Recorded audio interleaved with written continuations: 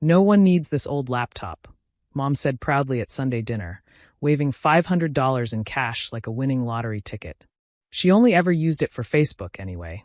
The family laughed, nodding in approval at her resourcefulness, at finally doing something about their disappointment of a daughter who still lived at home at 34, supposedly unemployed, supposedly useless. I took a slow sip of my water, slipped my hand into my pocket, and touched my federal agent badge. The one they'd never seen, the one that granted me clearance levels they couldn't imagine. Outside, engines idled. I could hear them through the thin walls of Mom's dining room. 3 black SUVs, a mobile command unit, and 14 agents from the FBI's cybercrime division, all waiting for my signal. Seconds later, I stood up and opened the front door. The cybercrime unit moved in, right on schedule. Federal agents. Nobody move. The lead agent's voice boomed through the house as tactical teams flooded through every entrance. My family's laughter died instantly, replaced by screams and the crash of Mom's good china hitting the floor. "What the hell is happening?" my brother Derek shouted, jumping up only to be firmly pushed back into his chair by an agent in full tactical gear. My sister Lauren was already crying, mascara streaming down her cheeks. "Is this a raid? Why are they raiding us?" I walked back to the dining table, my movements calm and measured, and placed my badge on the centerpiece Mom had spent an hour arranging. The gold shield caught the light, the words Federal Bureau of Investigation, gleaming next to my photograph and title. Special Agent Cyber Terrorism Unit. Agent Morrison, the lead officer, addressed me formally. "We've secured the premises." "The pawn shop." "Already in custody," I replied. Mr. Chen was very cooperative once he understood what he'd purchased. Mom's face had gone from red to white to a concerning shade of gray. "Veronica? What is this?" "This," I said, sitting back down as if we were still having a normal family dinner, "is what happens when you steal and sell property containing classified government data. The laptop you pawned yesterday? It contained active case files for 17 ongoing federal investigations, including matters of national security." "You said you were unemployed," Derek's wife, Patricia, shrieked. "You said you were writing a blog." "I said I worked from home on computer security," I corrected. "You all just assumed that meant I was unemployed and too embarrassed to admit it." The lead agent, Special Agent Harrison, though my family didn't need to know we'd been partners for 6 years, handed me a tablet. The tracking showed the laptop was here until yesterday afternoon. "Can you confirm?" I looked at the GPS history, then at my mother. "Yes. It was in my room, in the safe you apparently learned to crack." "Mom, did you really YouTube how to break into a safe to steal from me?" Her silence was answer enough. "This is insane," Lauren's husband Marcus tried to stand but thought better of it when an agent's hand moved to his weapon. "Veronica wouldn't. She couldn't be FBI. She failed out of community college." "I have 2 master's degrees," I said flatly. "One in computer science from MIT, one in criminal justice from Georgetown. The community college story was my cover while I was at Quantico for training." "Cover?" Mom's voice was barely a whisper. "For the past 8 years, I've been working deep cyber operations. The unemployed daughter living at home persona was perfect cover for someone who needed to work 18-hour days tracking international cyber terrorists without raising suspicions." I turned to Agent Harrison. "Show them the warrant." Harrison unfolded the federal warrant, reading it aloud. "Search and seizure warrant for the residence of Helen Morrison, pursuant to the theft and illegal sale of classified government property, violation of the Espionage Act, and conspiracy to distribute sensitive defense information." "Espionage Act?" Derek went pale. That's treason charges." "Not quite treason," I clarified. "But Mom could be looking at 25 to life for selling classified defense information. Even if she didn't know what was on the laptop, which, legally speaking, doesn't matter." Mom collapsed into her chair. "I was trying to help you.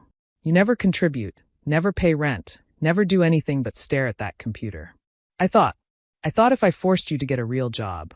"A real job?" I laughed, but there was no humor in it. "Mom, my fake job involves protecting national infrastructure from cyber attacks. Last month alone, I prevented a ransomware attack on 3 major hospitals, stopped a foreign intrusion into our power grid, and identified a sleeper cell operating out of Detroit. But sure, selling my work laptop for $500 to teach me about real work makes perfect sense." "The laptop's been recovered," Harrison informed me. "But it was accessed." Someone opened multiple files before we retrieved it. My blood ran cold. Which files? Operation Darkwater, Project Titan, and the witness list for the Kozlov trial. I stood up so fast my chair tipped backward. The Kozlov list was on there? That's 18 protected witnesses against the Russian mob. If that data's been compromised. Already on it, Harrison assured me. Marshals are moving all the witnesses as we speak. Witnesses? Mom asked faintly. Russian mob? Veronica, what have you been doing? My job, I said simply. The one you never asked about because you were too busy being ashamed of me. The one that had me testifying before Congress last month. Though you wouldn't know because you told everyone I was at a video game convention when I missed Lauren's birthday. You said you were traveling for interviews. Lauren protested. I said I was traveling for work. You assumed interviews because unemployed losers have interviews, right? Agent Harrison cleared his throat. Agent Morrison, we need to know everyone who had access to the laptop between Thursday and Saturday. I looked around the table at my family. Everyone here, plus Cousin Keith, who was staying in my room Thursday night, and Mom's housekeeper who cleans on Fridays. Keith, Derek groaned. He just got out of federal prison for identity theft. He what? I spun toward my brother. You let a convicted cyber criminal sleep in my room and didn't tell me? He's family. He needed a place to crash. Besides, it's not like you had anything worth stealing. Derek stopped mid-sentence, the reality finally hitting him. I pulled out my secure phone and started typing rapidly. I need all of Keith's known associates pulled up immediately. If he accessed that laptop and realized what he had. I trailed off, my fingers flying over the keyboard. Harrison, we need to find Keith now. On it. Harrison barked orders into his radio. All units, we need a bolo on Keith Morrison, age 28, convicted cybercriminal. Suspected of accessing classified data. Approach with extreme caution. This can't be happening, Mom kept repeating. You're our Veronica. You wear pajamas to dinner. You watch reality TV. You spent last Christmas playing video games with the kids. Those weren't games, I said absently, still typing. I was monitoring chatter on gaming platforms. Terrorists use them to communicate. That silly shooting game I was playing? I was tracking an ISIS recruiter through Call of Duty lobbies. My nephew Timothy, all of 15 and usually glued to his phone, stared at me with something approaching awe. Aunt Ronnie, are you like Jason Bourne? Jason Bourne was CIA, I said. I'm FBI Cyber Division. Think less hand-to-hand combat, more preventing nuclear facilities from being hacked. Nuclear facilities? Patricia squeaked. Among other things. Harrison, the Kozlov files were encrypted, but if Keith has even basic decryption skills. He does, Derek admitted miserably. He taught himself in prison. Said it was for educational purposes. I closed my eyes, calculating rapidly. 18 witnesses. If Keith sells that information to Kozlov's people, we're looking at 18 potential murders. Harrison, we need. My phone rang. The caller ID made my blood freeze. Unknown priority 1. That designation was only used for matters of extreme national security. Agent Morrison, I answered. Agent, this is Director Coleman. The FBI director himself. My family couldn't hear him, but they could see my face pale. We've detected an attempted sale of the Darkwater files on the dark web. Bidding has reached $12 million. How the hell did classified files end up on the open market? I looked at my mother, who was clutching her chest like she might have a heart attack. Family troubles, sir. The laptop was stolen from my residence and pawned. We're working on recovery. Family troubles? His voice could have frozen hell. Agent Morrison, do you understand that Darkwater contains the identities and locations of every undercover agent we have in Eastern Europe? Yes, sir. Then you understand we're potentially looking at the largest intelligence breach since Snowden? Yes, sir. Fix this. Now. I don't care if you have to arrest your entire family tree. The line went dead. I turned to face my family, and whatever they saw in my expression made them shrink back. Derek, I said, my voice deadly calm. You're going to tell me every single place Keith might go, every contact he has, every skill he learned in prison. And you're going to do it now, or I'll have you charged as an accessory to espionage. You wouldn't, he said, but his voice shook. I'm your brother. My brother, I said slowly, let a convicted cyber criminal access a laptop containing information that could get dozens of federal agents killed. My brother is about to be responsible for the largest intelligence breach in a decade. So yes, Derek, I absolutely would. The dining room had been transformed into a makeshift command center. Agents had set up laptops and communication equipment on Mom's antique table, the one she'd inherited from Grandma and never let us eat on without placemats. Now it was covered in federal hardware, worth more than the house itself. Keith had been on the run for 6 hours. The Darkwater files were still being auctioned on the dark web, the price climbing toward $15 million. Every major intelligence agency, friendly and hostile, was bidding. My family sat in the living room under guard, having been read their rights but not yet arrested. That decision would come down to how cooperative they were and how much damage Keith managed to do with the stolen data. "Veronica," Mom called from the living room, her voice hoarse from crying. Can I talk to you?" I looked up from my screen where I was tracking cryptocurrency transfers that might lead us to Keith. Harrison nodded, taking over. I walked into the living room where my family sat like defendants awaiting verdict. Which essentially they were. "I'm sorry," Mom started, but I held up my hand. Sorry doesn't undo the damage. Sorry doesn't protect 18 witnesses whose lives are now in danger. Sorry doesn't help the 43 undercover agents who might have to be extracted because their identities could be blown. "We didn't know," Lauren said weakly. "No, you didn't. Because you never asked. For 8 years, I've lived in this house, and not once did any of you ask what I actually did.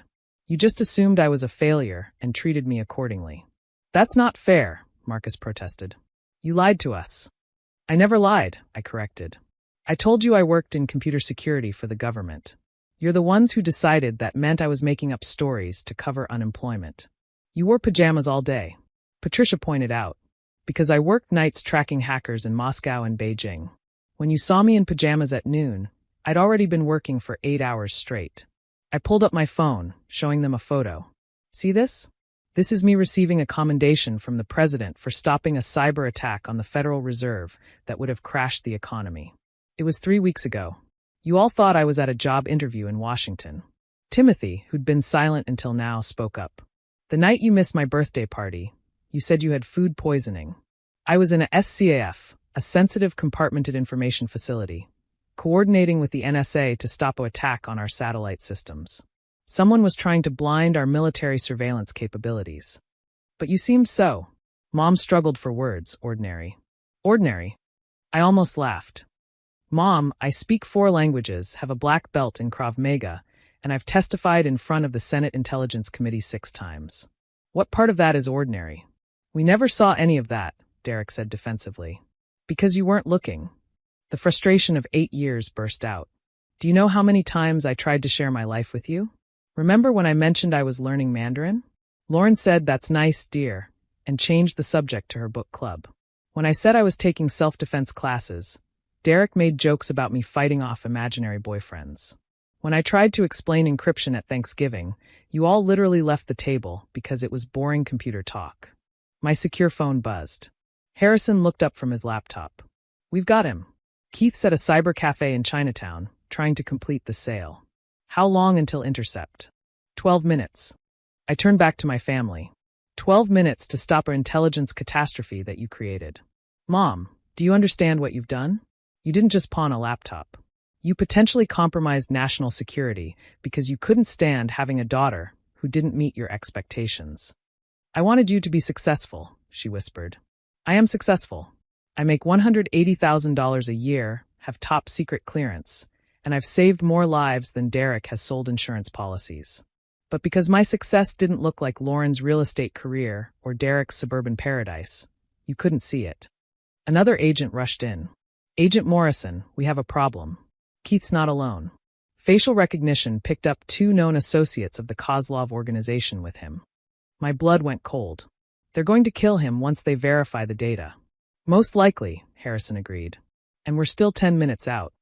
I stood up, my mind racing. "I need to remote access the cafe's systems. If I can disrupt the transfer." "Ronnie," Derek said suddenly. "Keith. Keith has a kill switch." Everyone turned to stare at him. "What?" I demanded. "In prison, he told me he always builds a kill switch into his hacks. A way to destroy everything if things go wrong. He's paranoid about getting caught with evidence again." "How do you trigger it?" "His daughter's birthday. 071518. He uses it for everything." I was already typing. "Harrison, I need satellite uplink now." My fingers flew across the keyboard. accessing backdoors I'd built into internet cafe systems years ago for exactly this kind of situation. On my screen, I could see Keith through the cafe's security cameras. Two large men stood behind him while he typed frantically on a terminal. "Got it," I breathed, locating his session. "Derek, you might have just saved your cousin's life. And possibly your own freedom." I input the kill switch code. On the security feed, Keith's screen went black. Then every computer in the cafe crashed simultaneously. The two men behind Keith started shouting, one pulling a gun. "Move in now!" I barked into my phone. "Suspects are armed." On screen, I watched FBI agents storm the cafe, just as one of the Russians raised his weapon. Keith dove under a desk. Gunfire erupted. My family gasped, clustering around to watch the feed on my laptop. "Is that really happening?" Timothy asked. "Right now." "Welcome to my average Tuesday," I muttered, watching as agents subdued the Russians and dragged Keith out in handcuffs. Harrison listened to his earpiece, then smiled grimly. "We got them. Keith's in custody, both Kozlov associates arrested, and—" He paused, listening. The data never transferred. "Your kill switch worked." The relief was overwhelming. I sank into Mom's armchair, suddenly exhausted. "Agent Morrison." Another agent approached with a tablet. "Director Coleman wants to speak with you." I took the tablet, seeing the director's stern face on screen. My family watched nervously. "Agent Morrison, report." "Sir, the breach has been contained. The suspect is in custody, the data transfer was prevented, and we've arrested 2 members of the Kozlov organization." "And the source of the breach?" I looked at my mother. "Familial theft, sir. My mother accessed my home's safe and pawned the laptop without understanding what it contained." "I see." His expression was unreadable. "And what do you recommend regarding charges?" This was it. With one word, I could send my mother to federal prison for the rest of her life. "Sir," I said carefully, "while the initial theft was criminal, there was no intent to commit espionage. The suspect, my cousin, acted independently after discovering what the laptop contained. My mother is guilty of theft and criminal stupidity, but not treason." "Criminal stupidity isn't a charge, Agent Morrison." "No, sir. But given that the damage was contained and she's cooperated fully, I recommend reduced charges. Theft of government property, failure to secure classified materials. She'd likely get probation and community service." The director studied me through the screen. "You're being remarkably lenient, considering." "She's my mother, sir. She's also learned that her daughter isn't the failure she thought. I think that's punishment enough." "Very well. Harrison will handle the paperwork." "Good work, Agent Morrison. Though next time, perhaps use a better safe." The screen went dark. Mom was sobbing again, but this time from relief. "You saved me. After everything, you saved me." "I did my job," I said simply. "Which, ironically, is what I've been doing all along." Lauren approached cautiously. "Ronnie. Veronica. Agent Morrison? I don't even know what to call you anymore. I'm still Ronnie. I'm still your sister. I just also happen to be a federal agent who specializes in preventing cyber terrorism. All those times we made fun of you," she said, shame coloring her voice. "Called you a basement dweller, a failure, a disappointment. While I was saving lives," I finished. "Yes. The Facebook posts," Patricia said suddenly, horrified. "Oh God, the Facebook posts where we joked about you. Can you see those? Does the FBI monitor?" "Yes, I can see them." "No, the FBI doesn't monitor them, I do. Personal curiosity. My favorite was the one where you photoshopped me into a forever unemployed meme." She looked like she might throw up. Harrison approached, holding paperwork. "Your family needs to sign these NDAs. They can't discuss your work or what happened here today with anyone." "NDAs?" Derek asked. "Non-disclosure agreements," I explained. "Violate them, and you'll face federal charges. Consider it probation for being accessories to the dumbest intelligence breach in history." As they signed, Timothy asked, "Aunt Ronnie, could you teach me about cybersecurity? The real stuff, not the Hollywood version." I smiled, the first genuine smile of the day. "Sure, kiddo. But first, let me show you something." I pulled up a file on my laptop. This is what I was really doing when you all thought I was playing video games last Christmas. The screen showed a complex web of data streams, IP addresses, and encrypted communications. I was tracking a terrorist cell planning an attack on New Year's Eve. Those 16 hours of gaming? I was infiltrating their communication network. We stopped them 2 days later. "That's incredible," Timothy breathed. That's my job, I said simply. Mom approached hesitantly. Veronica, can you ever forgive us? We treated you horribly. We made you a joke.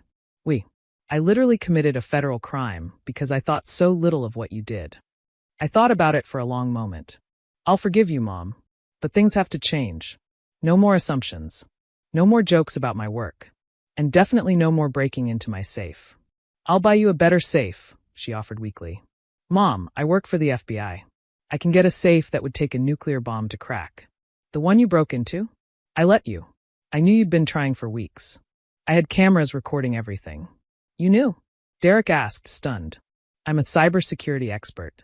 Of course I knew. I just never thought you'd actually pawn the laptop. I thought you'd snoop through it, find it boring, and put it back. I underestimated your determination to prove I was a failure. We're the failures, Lauren said quietly. We had a hero living with us, and we treated her like a burden. Speaking of living arrangements, I said, pulling up another screen. I've actually owned my own house for 3 years. In Georgetown. I just stayed here because despite everything, you're my family. And my cover required me to appear to be living at home. You own a house in Georgetown? Mom's voice went up an octave. Those are million-dollar properties. 1.3 million, actually. Government pay is good when you're preventing international cyber warfare. So you're leaving? Mom asked, and for the first time in years, she sounded genuinely sad about the prospect of me going. My cover's blown now, I said. After today, I'll need to transition to a desk position at Quantico. More analysis, less fieldwork. So yes, I'll be moving. Will we see you? I looked at my family, the people who'd mocked me, dismissed me, and nearly caused an international incident because they couldn't see past their own assumptions. But they were also the people who'd raised me, who'd been there for every birthday, who'd loved me in their own flawed way. Sunday dinners, I said finally. But at my house. And no more jokes about my work. Deal, Mom said quickly. And Keith? Derek asked nervously. Keith's looking at 15 to 20 years federal. He knowingly tried to sell classified data to foreign actors. That's espionage. But he's family. He's a traitor, I said flatly. Family doesn't excuse treason. As the FBI agents began packing up their equipment, Harrison pulled me aside. You sure you want to keep them in your life? After everything. I watched my family huddled together, finally understanding that their mockery had almost cost lives, that their assumptions had nearly caused a disaster, that the person they'd dismissed as worthless had been the only thing standing between them and federal prison. They're idiots, I said. But they're my idiots. And maybe now that they know who I really am, we can build something better. Or they could sell this story to Netflix, Harrison said dryly. They signed NDAs. Besides, who would believe it? Unemployed daughter living at home turns out to be FBI cyber agent preventing international disasters? It sounds like bad fiction. Harrison laughed. Your life is stranger than fiction, Morrison. As the last of the agents filed out, leaving my family and me alone in the wreckage of Sunday dinner, Mom asked quietly, what happens now? Now! I pulled out my regular phone, the one they'd seen me use 1,000 times. Now I order Chinese food, we eat dinner like a normal family, and you spend the rest of the evening asking me about my actual life instead of the one you imagined for me. And tomorrow? Tomorrow, I go back to saving the world. And you go back to your lives, knowing that your daughter isn't a disappointment. She's just been classified. Derek raised his glass of water. The wine had been confiscated as evidence. To Ronnie, the family failure who turned out to be the family hero. To keeping better secrets, Lauren added.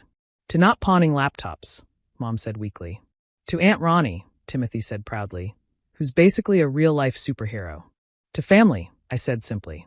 As complicated and frustrating and occasionally criminal as they may be.